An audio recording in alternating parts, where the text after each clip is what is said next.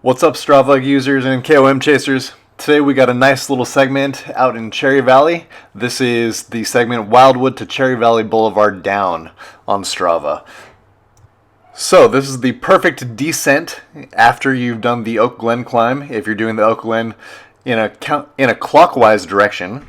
So after you crest the top of Oak Glen, then you'll have two options as far as the descent segments go. One starts from the top, and this one starts about halfway down. So the segment starts at Wildwood Canyon Road, which is about halfway down. And so this will take you all the way down to Cherry Valley Boulevard, which is the very bottom of the hill. So I'm actually very excited about this segment because I just got a brand new bike. So I got the Felt AR, which is their aero bike. So it's very aerodynamic, and I've got this GoPro on the front of my bike slowing me down with its non-aerodynamicness. But I was still able to knock out an awesome attempt on this segment, and so I am flying down this hill right here. And you can see that I'm going 42 miles per hour.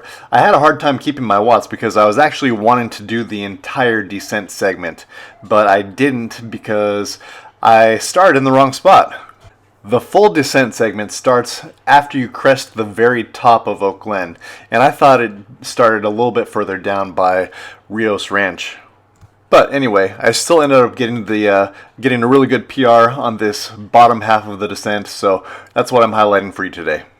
Now, I gotta tell you about this new bike. So before I was riding a Gary Fisher Cronus Pro, which is very light. It's a nice race bike, all carbon fiber. It was great, but it was using a compact crankset.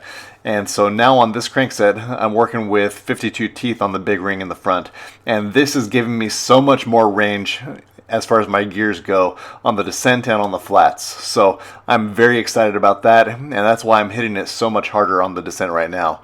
And that's actually why I'm going to end up getting this PR right here. And so if I had done my homework correctly, then I would have descended from the very top and gone really hard the entire way down, like I did, except for I missed it by probably about a mile because I started after the start. But even with going hard the entire way down, I'm still knocking out a pretty good time on this bottom half. And so had I not worked so hard on the first half coming down, then I think I really would have taken some more seconds off this descent, because my legs on the descent were actually burning pretty bad. So if I wanted to do it right, I would have started working really hard when I got to Wildwood.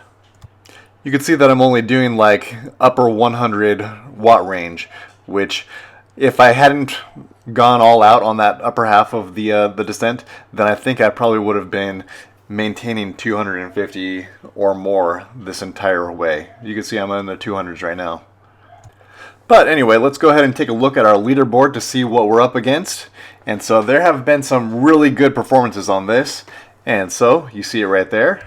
So I took a look at both of these top KOM people right here, Steve Wood and Travis Longfellow. And Steve Wood did this pushing 330 watts the entire way down, while Travis Longfellow did 354, I believe that's what it was.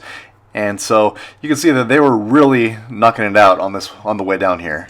And what's the most impressive about this is that they did it after the climb up to Oak Glen, and they were both doing big rides.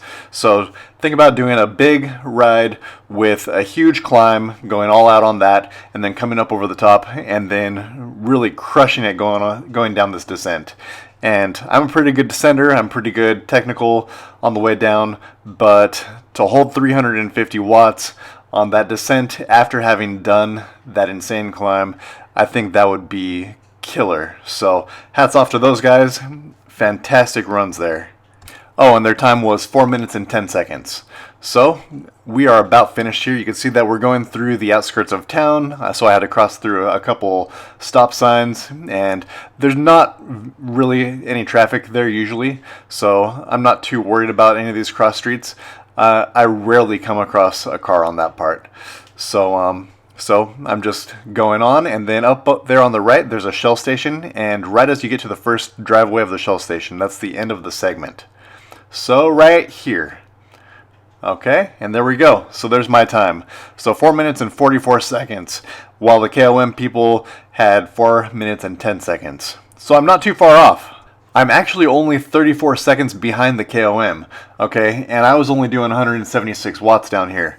So if I could maintain like 300 watts, I think I could get pretty darn close.